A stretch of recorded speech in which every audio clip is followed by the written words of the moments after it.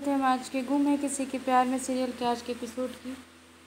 तो आज के एपिसोड में क्या हुआ और क्या नहीं हुआ ये जानने के लिए द एंड तक बने रहिएगा, तभी बात समझ में आएगी कि आज की कहानी। तो चलिए आइए शुरुआत करते हैं। इससे हम शुरुआत करने से पहले थोड़ा और पीछे मैं जानना चाहती हूँ। थोड़ा और पीछे की कहानी आपको मालूम चलेगी, तभी आज की कहानी समझ में आएगी। तो ये देखिए, आज की कहानी में ये ट्विस्ट आते हैं कि जो किरण है यानी कि सभी के जो जीजा हैं वो उनकी दीदी पे हाथ उठाए रहते हैं, जिसकी वजह से सभी अपने दीदी को लेकर सीधा पुलिस स्टेशन में आ जाती हैं। और वो एक बार नहीं कई बार उनको ऐसा किए हैं, एक दो बार की बात नहीं है, कई बार तो उनको ऐसा मारे हैं कि वो मरने से बची हैं।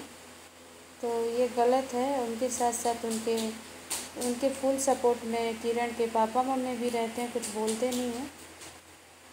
और ये देखिए, जेल में आते ही उनके पापा का आवाज़ निकलने लगता है कि मेरे बेटे को क्यों ऐसे तुम कर रही हो, चाहे कुछ भी। इससे पहले उनकी आवाज़ पता नहीं कहाँ गायब हो गई थी। तो ये देखिए, यहाँ पुलिस स्टेशन में वो आते हैं, उनका रिपोर्ट दर्ज होता है और जो किरण है वो जेल में बंद हो जाते हैं। उनका फुल क्लास लेते हैं। जो इंस्पेक्टर रहते हैं, बाजीराव राणे नाम रहता है इनका, जो शांतनु सर के शिष्य रहते हैं, वहीं उनको पढ़ाया है और वो आज इंस्पेक्टर बन गए हैं। तो ये देखिए, किरण को जेल में बंद कर दिया जाता है और ये लोग रिपोर्ट दर्ज करवा के फिर निकल रहे होते हैं सभी और उनकी बहन हरिणी ताई। तो एसीपी बोलते हैं कि ठीक है। उनको क्लास लगाते हुए बोलते हैं कि तू कैसा आदमी है कि इतना जल्दी झुक जाता है। फिर ये देखिए, क्योंकि वो मारे रहते हैं तो उनके ऊपर एक वो बोलते हैं ताना टाइप का, और उनको मारते भी कि ज़रूरी है। शायद ये सब चीज़ से वो सबक सीखे कि औरतों पे हाथ नहीं उठाना चाहिए। तो ये सारा चीज़ है। और उसके बाद वो इंस्पेक्टर वादा करते हैं कि ये ज़रूर उनको सबक सिखा के रहेंगे। ज़्यादा नहीं तो थोड़ा बहुत तो सीख ही जाएंगे कि क्या करना चाहिए क्या नहीं करना चाहिए, ये सारा चीज़। और फिर किरण शायद बताए रहते हैं इनके बारे में। जब किरण को मारा जाता है तो किरण बताए रहते हैं ईशान के बारे में कि वो मुझे गुंडों की तरह पिटने आया था, ये सब। तो फिर यहाँ पे ये भी ईशान आते हैं पुलिस थाने में और बोलते हैं बोलो क्या बात है।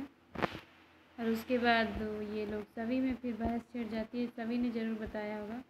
तो इसके ऊपर इंस्पेक्टर बोलते हैं कि तेरा यही प्रॉब्लम है, तू बिना सुने आधा सुनता है, तब तक तू फैसला सुना देता है, यही तेरी गलती है। और उसके बाद ये सब होता है। फिर सभी जो है वो बोलती है कि दोगला इंसान करके, तो फिर बोलती है कि तुमने क्या बोला। और उसके बाद वो बोलती है कि जो आपने सुना वही बोला। तो बोले हाँ मैंने सुना। और उसके बाद वो सभी चली जाती हैं। वो बोली कि हाँ मैंने बोला दोगला, क्योंकि जो इंसान खुद एक्सेप्ट नहीं कर सकता दूसरी लड़की को कैरेक्टरलेस बोलता है, और वो उसके ही जीजा को मारने चला है क्योंकि वो कैरेक्टरलेस मुझे बोला, तो उसके अंदर हिम्मत है तो वो बोले पहले, बाद में हम तो अपने जीजा को देख लेंगे। ये सब बातें होती है। और उसके बाद वो जब जा रही होती हैं तो एसीपी राणे से हाथ मिलाती है। ये देखकर ईशान को गुस्सा आता है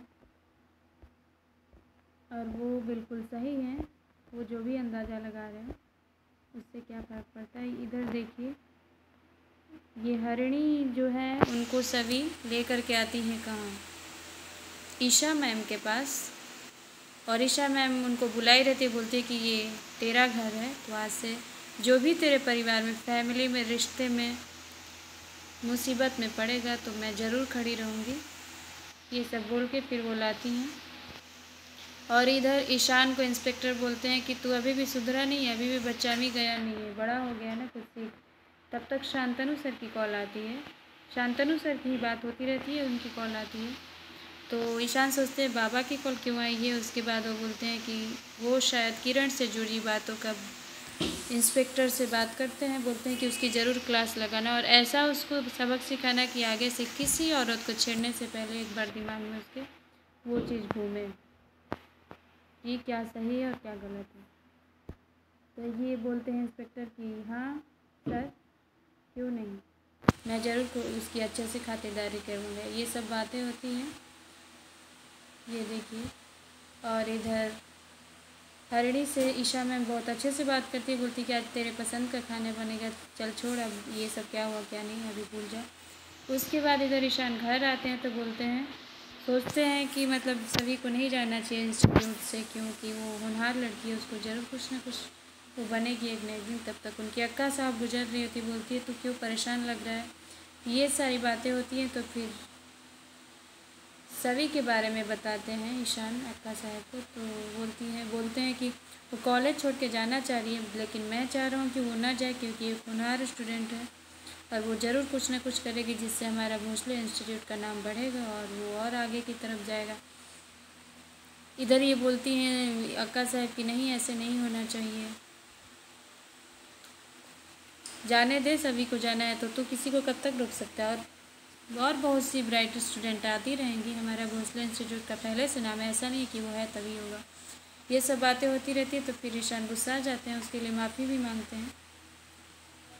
और इधर ये देखिए, ये सभी अपनी बहन को समझाती हैं। फिर तब तक जेल से जो है वो रिहा होकर निकलते हैं, क्या बोलते हैं उनके जीजा किरण, वो देखती हैं, बोलती है किरण उनकी जो ताई हैं, लेकिन वो कुछ बोलते नहीं, वो निकल जाते हैं।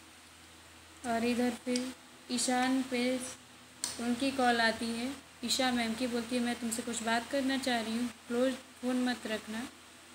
तो वो बोलते हैं हाँ बोलो। तो फिर उसके बाद वो बोलते हैं कि मैंने तुझे जन्म दिया, भले पाल नहीं पाई, लेकिन मैंने तुझे जन्म दिया और रिटर्न में तुमने भी मुझे जन्म दे दिया दोबारा। लेकिन एक बात समझाओ बेटा, जो तुमसे गलती होती है ना, तुम जाके माफ़ी मांग लोगे तो दिल हल्का हो जाता है, प्लस में कोई छोटा नहीं होता है। तो तुम अपने आप को खुद से दिल में बड़ा साबित करोगे यदि तुमने किसी से माफ़ी मांगी, यदि गलती ना हो और हो तो भी उससे कोई बड़ा या छोटा नहीं हो जाता है, सामने वालों को ज़रूर थोड़ी सी खुशी मिलती है। तो ये सब समझाती, बोलती है कि अब तेरे दिल में जो आएगा और जो भी असमंजस रहेगा मुझे हमेशा कॉल कर लेना, मैं तुमको अच्छे से समझा दूँगी। जो भी कभी परिस्थिति आएगी कठिन, तुम नहीं समझ पा रहे, उस समय मुझे याद करना। चलो अच्छा रखती हूँ। बहुत अच्छी चीज़ समझाती है अपने बेटे को।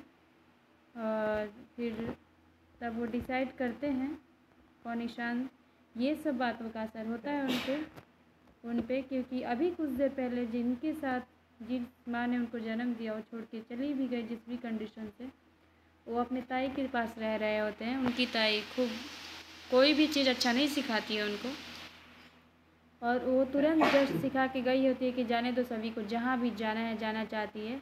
उनके जस्ट जाने के बाद ईशा मैम की कॉल आती है और वो अपने बेटे को बहुत अच्छे से समझाती हैं।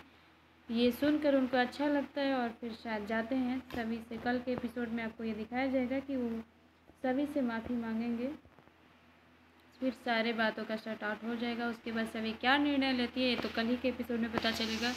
अब तक के लिए धन्यवाद। हमारे चैनल को लाइक, सब्सक्राइब, शेयर और कमेंट करना ना भूलें।